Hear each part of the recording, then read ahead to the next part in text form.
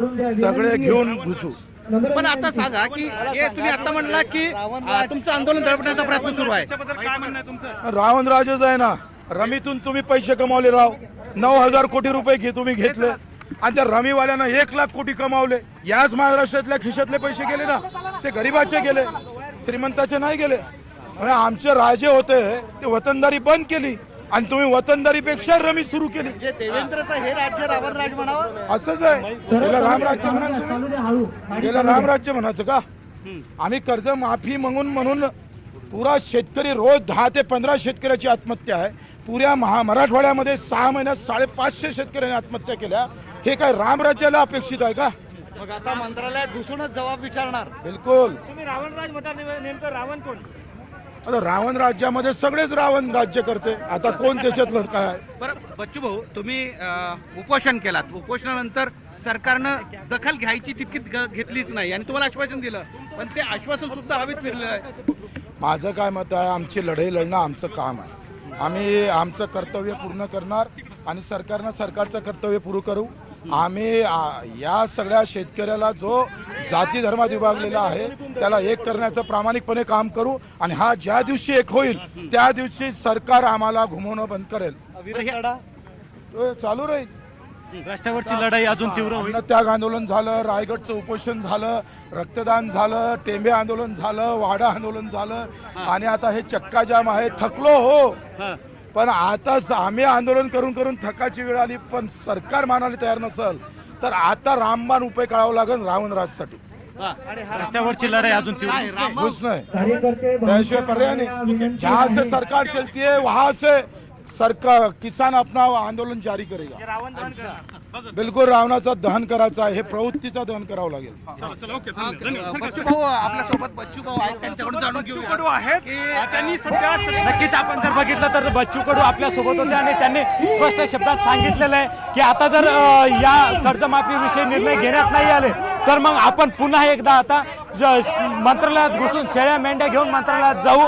क्रांती चौकापासून तर अमरप्रीत हॉटेलपर्यंत आता बाळासाहेब ठाकरे यांना अभिवादन करण्यासाठी बच्चू कडू मोर्चा काढत या ठिकाणी निघालेले आहेत।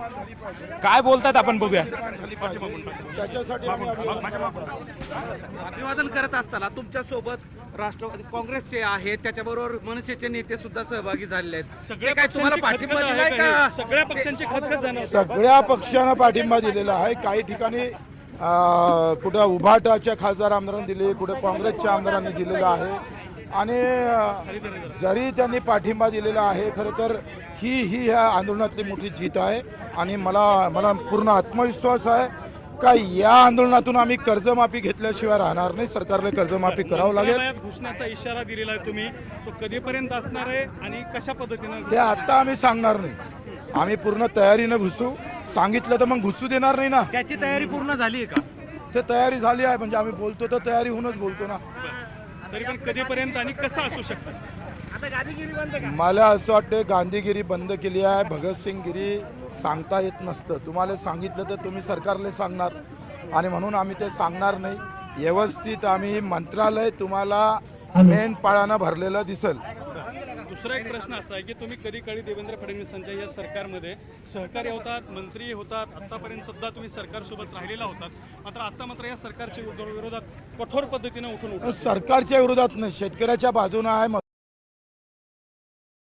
मच्छीमारांच्या आहे, मेंढपाळांच्या बाजूने आहे, शेतमजुरांच्या बाजूने आहे। त्यांच्या बाजूने असणं म्हणजे सरकारच्या विरोधात असं थोडं होतं। सरकारनं कबूल करावं ना, आम्ही आमचा कोणी विरोधक नाही आहो।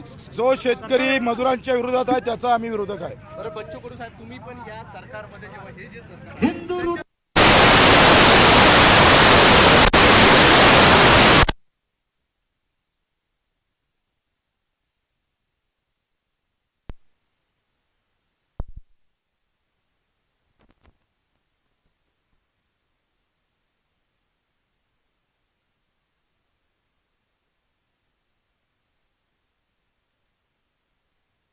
विनंती आहे की बॅरिकेड काढावे, म्हणजे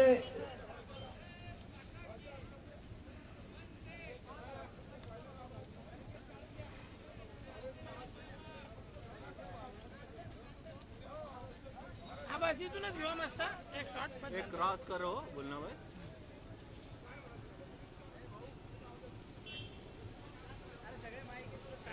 बंद केलं ना जरांगे पार्टी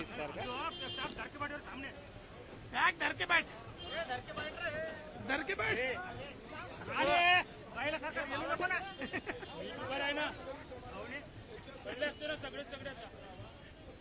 अरे काय करतो तुझा ऑडिओ येत नाही का पाहिजे याच्यासाठी हे आंदोलन आहे. आज रवी खेळताना आम्ही पाहिजे विधान परिषद मध्ये माणिकराव कोकाटे दिसतं याच्यासारखं दुर्दैवी गोष्ट नाही. छत्रपतीनं वतनदारी बांध केली भाऊ. त्या वतनदारीमुळं घरातले लोक छत्रपतीच्या विरोधात गेले. कारण वतनदारी काय होती? वतनदारी अशी होते का 4 हिस्स्यामध्ये 2 हिस्से आम्ही पाहतोय वतनदाराला ज्या लागत होते 2 हिस्सेच आमच्या शेतकऱ्याला भेटत होते आणि ते वतनदारी शिरकेले भेटली नाही म्हणून आमचे संभाजीराजेला बलिदान द्यावं लागलं आणि तरी सुद्धा ते वतनदारी आमच्या राजानं स्वीकारली नाही. पण हे रमी स्वीकारून आम्ही पाहतोय रमी चालू ठेवून जो काही 9,000 कोटीचं आम्ही पाहतोय कर जमा करतोय त्याचा निषेध केला पाहिजे. आमच्या मुद्द्यावर पाय ठेवून जर तुम्ही पैसे कमवून राज्य चालवत असेल तर याच्यासारखं दुर्दैव देवेंद्रजी मोठं नाहीये. राम राज्य म्हणायचं का रावण राज्य म्हणायचं अशा प्रकारची व्यवस्था निर्माण झाली आणि म्हणून आम्ही मागतोय का मेंढपाळ आमचं मच्छीमार असेल आमचं शेतकरी असेल जशी कर्जमाफीचा विषय असेल 20% तुम्ही हमी भावावर 20% नफा देणार होते बोनस देणार होते ते सुद्धा बोलायला तुम्ही तयार नाही. आज समिती जाहीर केली पण देवेंद्रजींना मीडियासमोर काय सांगितलं माहित आहे? यावर्षी पीक पाणी चांगलं आहे म्हणे आणि पीक पाणी चांगलं आहे त्याच्यामुळे यावर्षी कर्जमाफी द्यायची गरज पडणार नाही. देवेंद्रजी तुम्ही हुशार आहे ऍडव्होकेट आहे अर्थाचा तुम्हाला अर्थाचं खूप चांगलं नॉलेज आहे आणि मग असं असताना ज्वारी जे आहे ते हमी भावामध्ये 33 रुपये तिच्या हमी भावाचा रेट आहे 3,300 रुपये आणि ज्वारी विकावं लागतं 1,500 रुपये. अजूनही पोर्टल सुरू केलं अजूनही ज्वारीचे खरेदी केंद्र सुरू झाले नाही. चांगली ज्वारी माती मोल भाव विकावं लागतं. मागच्या वर्षी 3,500 सोयाबीन विकावं लागलं. पीक पिकलं चांगलं पण हरामखोरीनं लुटलं हे सांगायची लाज वाटतं. याचा खरा अर्थानं हिशोब आम्हाला घ्यावा लागणार आहे. या हिशोबासाठी आम्ही पाहतोय ही लढाई जातीपाती धर्माची पंथाची भावनेची नाही आहे. ही लढाई पैशाची आहे अर्थभेदाची आहे. आम्ही पाहतोय आम्ही जे कष्ट करून आम्हाला जे पैसा भेटत नाही लुटलं जातं आणि श्रीमंताचे घर भरल्या जातं त्याच्या विरोधातली ही लढाई आपण लढतो आहे. आपण सर्वजण इथे जे उपस्थित झालात त्यांना मानाचा मुद्रा बच्चूकडू अर्पण करतोय. किमान तेवढे तरी तुम्ही हजर झालात याबद्दल धन्यवाद मानतोय कारण एवढे जमा होणं कठीण आहे. हे जर जातीची लढाई लढलो असतो तर मजा आली. धर्माच्या लढाईमध्ये अधिक गर्दी व्हायला वेळ लागली नसती पण हे हक्काची लढाई अशीच मागत जातं. देशामध्ये काम करणारा असा देशात पाय घासून घासून मरतं आणि त्यासाठी ही लढाई लढणं मित्र तुम्ही थोडके जरी असले तरी बच्चूकडू थांबणार नाही. देवेंद्रजीला कर्ज माफी आणि आमच्या इतर मागण्या मंजूर केल्याशिवाय आम्ही स्वस्त बसू देणार नाही. आता खऱ्या अर्थानं आमची भगतसिंगगिरी सुरू झाली. पुढचं आंदोलन तारीख न सांगता मंत्रालयात घुसल्याशिवाय राहणार. तारीख सांगायचं नाही. मेंढपाळ घेऊन आम्ही पाहतोय